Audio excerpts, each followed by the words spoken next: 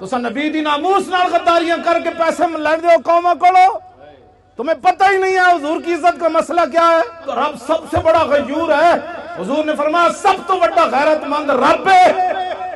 جناب یوسف علیہ السلام دے بھائیاں نے جناب یوسف علیہ السلام نو کھوہ وچ سٹیا نا تے قافلہ آ گیا، انہاں ڈول پایا تے جناب یوسف ڈول پکڑ کے تے کنویں دے باہر آ گئے۔ قالوا یا بشرا ھذا غلام، وہ کہنے لگے وہ کتنی خوشخبری والی بات ہے، اے تے وچوں بچہ خوبصورت نکل آیا۔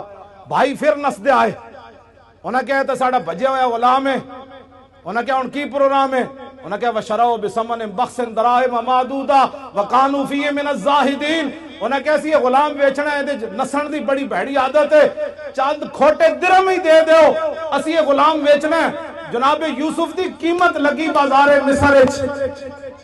اے علماء کم از کم 6 مہینے جمعہ پڑھا سکتے ہیں سورہ یوسف دے ہوتے، تسی کیوں نہ پڑھا دے جمعے؟ سورہ یوسف پڑھ کے دسو قوم نو کہ جناب یوسف دی صرف قیمت پئی ہے بازار وچ۔ رب 7 سال قات لے آیا مصر وچ، 7 سال قات سالی آ گئی۔ دودھ پیندا بچہ بھی جدو جناب یوسف دے پیراں وچ وکیا نہیں سی نا، دودھ پیندا بچہ بھی جدو ماں پہ ویچ کے نہیں سننا گئے، اس وقت تا رب قات نہیں ہٹایا۔ رب اپنے نبیوں دی عزت دے بارے اتنا غیور ہے، وہ تو جناب یوسف ہے، اور امام الانبیاء کی بات تو ہے ہی نرالی۔ اسے زندگی نو کچھ نہیں کرنا، اسے زندگی نو حضرت خبیب بن عدی دی قبر ہے جی کدھر نشان، حضرت خبیب بن عدی صحابی رسول دی قبر دا نشان ہے۔ مشرکین مکہ نے آپ نو سولیوں تے بدھیا، پہلے سولیوں تے بن کے نا پھر انہاں پورے عرب نو بلایا، انہاں کیا امام الانبیاء دے غلامہ نے جدہ جدہ بندہ ماریا، جنہوں نقصان پہنچایا، ایک غلام قابو آ گیا خبیب بن عدی، اسی نو بند دیتا ہے سولیوں تے، آؤ تے تلواراں تے نیزے لے آؤ تے چھرے لے آؤ تے چاقو لے آؤ تے تیر لے آؤ، ایک بندے کو تسی بدلہ لو، تسی سوچ سکتے ہو ایک بندے کو کتنا بدلہ انہاں لے ہونا۔ سب تو زیادہ ظلم خبیب بن عدی نال ہویا، انہاں کینچیاں نال آ کے آپ دا ایک ایک جسم کٹیا، اور آپ نے پھر تختہ دار ہوتے ترانہ پڑھیا۔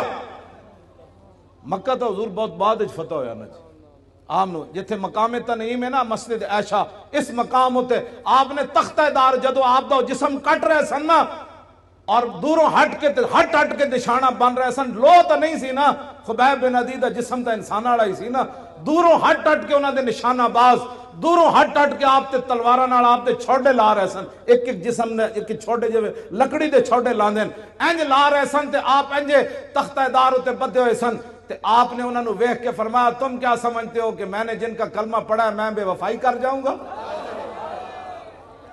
آپ نے تختہ دار ہوتے پھر ترانہ پڑھیا، اور ترانہ تا محفوظ رہ گیا کہ حضرت سعید بن عامر الجمحی بعد جدو مسلمان ہوئے تے ہمس دے گورنر بنے، تے فاروق اعظم کو شکایت آئیاں بھائی گورنر نو مرگی دی بیماری ہے، 4 شکایتاں، اے علماء بیان کرو، اور کیوں نہ بیان کر دے تسی سیاست؟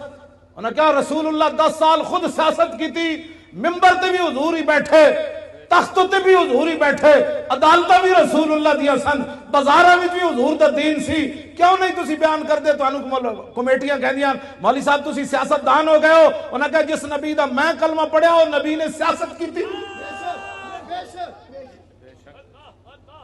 یہ حضور تاں گل محفوظ رہ گئی کہ سعید بن عامر جڑے اس موقع تے موجود سن نا، جو کلمہ نہیں سی انہاں پڑھیا، بعد جو انہاں کلمہ پڑھ لیا، انہاں پھر صحابہ نو دسیا سی کہ انہاں نا تے آپ نو جدو حضرت عمر کو 4 شکایتاں آئیاں نا بھئی نو مرگی دی بیماری، حضرت عمر نے حمص سے تو طلب کیتا، میں جدو حمص دی حدود داخل ہویا نا جی ملک شام جدو میں گئے سی تو میری اکھاں رون لگ پئیاں سن کہ اے او شہر ہے جدے وچ گورنر حضرت سعید بن عامر الجمحی، قبر میں نو نہیں ملی، میں اتھے حاضری ضرور دی خالد بن ولید دی قبر تے، آپ دی قبر میں نو مل گئی، میں اتھے حاضری دیتی۔ بہرحال سعید بن عامر الجمحی جدو حضرت عمر کو آئے نا 4 شکایتاں سن، انہاں وچ ایک مرگی دی بیماری، آپ نے فرمایا تانوں مرگی دی بیماری روزانہ ڈھے پوندے ہو بے ہوش ہو جاندے ہو؟ آپ نے عرض کی تھی نہیں، انہوں نے کہا پھر بے ہوش کیوں ہوندے ہو؟ فرمایا جب اس جسم کٹیا جا رہے سی نا سولی تے بن کے، اس ویلے میں موجود سی تے میں جب وہ تصور کرنا میں بے ہوش ہو جاتا۔ اتنا بڑا ظلم ہویا سی حضرت خبیب بن عدی نال۔ خبیب بن عدی نے تختہ دار تے ترانہ پڑھیا، سنا دے ماں لقد جمع الاحزاب حولی والبوا قبائلهم واستجمعوا كل مجمعي وكلهم مبدل عداوة جاهد علي لأني في وساق بمضيعي وقد جمعوا ابناءهم ونساءهم وقربت من جزع طويل ممنعي وقد خيروني الكفر والموت دونا وحملت عيناي من غير مجزعي فلست بمبد للعدو تخشعا ولا جزعا إني إلى الله مرجعي وما بي حذار الموت انی لمیت ولکن حذاری جحم نار ملفعی. جب آپ دا جسم کٹ رہے سن تو اس شعر دا معنی میں فرمایا میں موت سے نہیں ڈرتا، موت تو ایک دن آنی ہے. وما بی حذار الموت انی لمیت، فرمایا موت میرا کچھ نہیں بگاڑ سکتی، آج نہیں تو کل تو اس نے آنا ہی تھا. ولکن حذاری جحم نار ملفعی، میں تے اس جہنم دی اگ دے شعلے کو ڈرنا جڑا پورا لپیٹ چ لے لوے گی. ہاں فرمایا موت سے میں نہیں ڈرتا، میں تو اس آگ سے ڈرتا ہوں کہ حضور سے بے وفائی ہو گئی تو پھر کیا ہوگا. فضل العرش صبرنی علی ما یراد بی فقد بدوا لحمی وقد یاس مطمعی. فرمایا انہوں نے تو میرا جسم بھی کاٹ دیا اور میرے زندہ رہنے کی امید بھی مک گئی. ہزار جسم جب کاٹا جا رہا تھا تو پھر آخر میں چہرے کو انہوں نے تلواریں ماری نا، پھر آخر میں ناک کان انہوں نے کاٹے، آنکھوں کے اندر پھر برچھے تو آخر میں ڈالے نا. انہوں نے کہا کہ انہوں نے تو میرا جسم کاٹ دیا، اب زندہ رہنے کی امید بھی ختم ہو گئی. آگے الاللہ اشکو غربتی ثم قربتی وما ارصد الاحزاب لی عند مسرعی. اب میری غریب الوطنی اور میرے اوپر جو ظلم ہو رہا ہے میں اس کی شکایت اپنے رب کی بارگاہ میں کر رہا.